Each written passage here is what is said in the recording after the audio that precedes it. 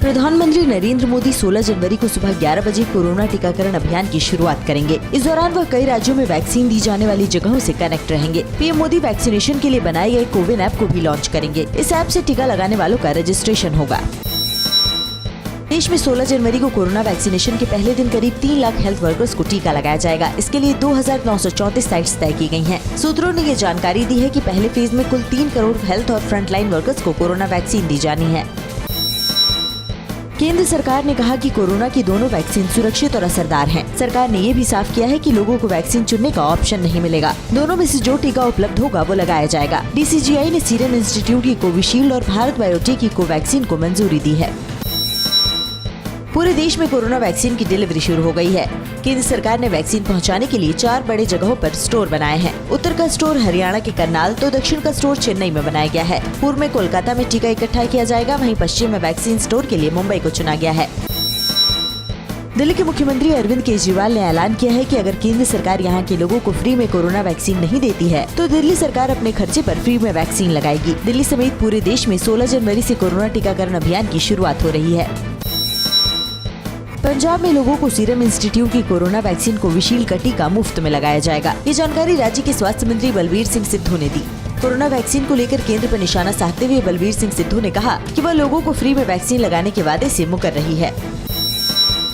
Serum institute ने एक fact sheet जारी की है। इसमें सीरम ने अपनी कोरोना वैक्सीन कोविशील्ड के फायदे और सामान्य साइड इफेक्ट्स बताए हैं, ताकि वैक्सीन को लेकर हर किसी को अपने सवालों के जवाब मिल सके। फैक्ट शीट में कोविशील्ड लगाने से पहले डॉक्टर को क्या बताना जरूरी है, किन्हें टीका नहीं लगाना चाहिए समेत कई सवालों के जवाब दिए गए हैं।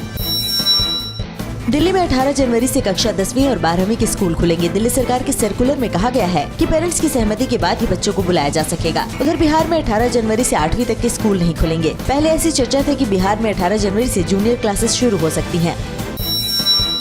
कोरोना वायरस की उत्पत्ति की जांच के लिए विश्व स्वास्थ्य संगठन की टीम आज चीन के वुहान शहर जाएगी। WHO की 10 एक्सपर्ट्स की टीम सिंगापुर से सीधे वुहान पहुंचेगी और वहां 1 महीने रहकर जांच करेगी। चीन ने WHO की टीम के दौरे से 1 दिन पहले वुहान समेत 7 शहरों में लॉकडाउन लगा दिया है।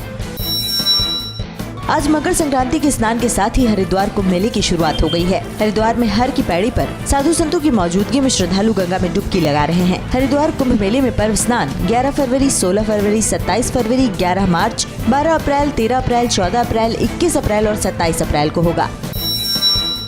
जम्मू कश्मीर के पुंछ में BSF की 72वीं बटालियन के जवानों ने बड़ी धूमधाम से लोहड़ी का त्योहार मनाया। BSF जवानों ने आग जलाकर इसकी परिक्रमा की और लोक गीतों पर जमकर ठुमके लगाए। इस दौरान उनकी खुशी का कोई ठिकाना नहीं था।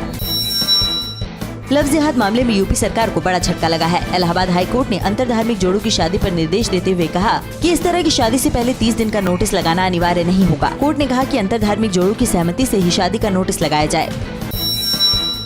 बर्ड फ्लू पर उत्तरी दिल्ली नगर निगम ने बड़ा फैसला लिया है। NDMC ने अपने दायरे में आने वाले इलाकों में सभी मीट, पोल्ट्री शॉप और मीट प्रोसेसिंग यूनिट पर रोक लगा दी है। इसके साथ ही NDMC ने सभी होटल और रेस्टोरेंट मालिकों से कहा है कि वे अंडे या पोल्ट्री उत्पाद न परोसें। आदेश न मानने पर कार्रवाई की जाएगी।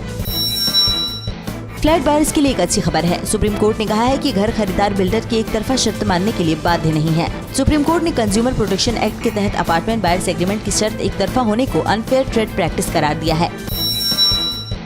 वायुसेना को जल्द मिलेंगे 83 तेजस लड़ाकू विमान। केंद्र सरकार ने वायुसेना को 83 तेजस विमान मुहैया कराने के लिए 48,000 करोड़ की डील को मंजूरी दी है। तेजस विमान HAL बनाएगा। रक्षा मंत्री राजनाथ सिंह ने कहा कि वायुसेना की मजबूती के लिए ये फैसला लिया गया है। तेजस डील भारत के रक्षा क्षेत्र में गेम चेंजर साबित होगी।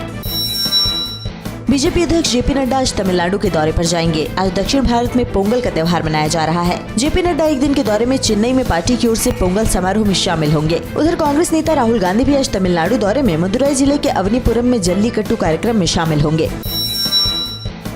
कृषि कानूनों को वापस लेने की मांग पर अड़े किसानों के आंदोलन का आज 50वां दिन है। किसान सुप्रीम कोर्ट की ओर से समाधान के लिए बनाई कमेटी को भी मानने को तैयार नहीं है। किसान अपना आंदोलन कानून वापसी तक जारी रखने का ऐलान कर चुके हैं। कल लोहड़ी के मौके पर किसानों ने देश भर में 20 जगहों पर कृषि कानून की कॉपियां जलाई।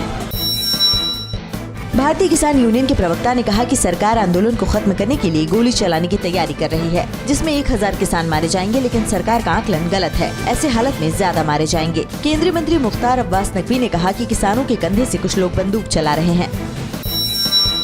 26 जनवरी को गणतंत्र दिवस के मौके पर किसान दिल्ली में ट्रैक्टर मार्च निकालने के अपने ऐलान पर अब भी अड़े हैं। राकेश टिकैत ने कहा कि सरकार ने 10 साल पुराने ट्रैक्टर पर बैन लगाया हुआ है, फिर भी हम 10 साल पुराने ट्रैक्टर को दिल्ली की सड़कों पर चला कर दिखाएंगे। आंदोलन में कोई देश विरोधी बातें कर रहा हो तो सरकार उसे गिरफ्तार करे।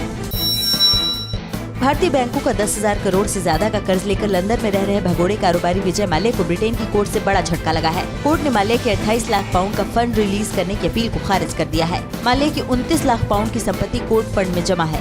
कोर्ट ने कहा कि वो फंड की जरूरत की आधारभूत जानकारी नहीं दे पाए।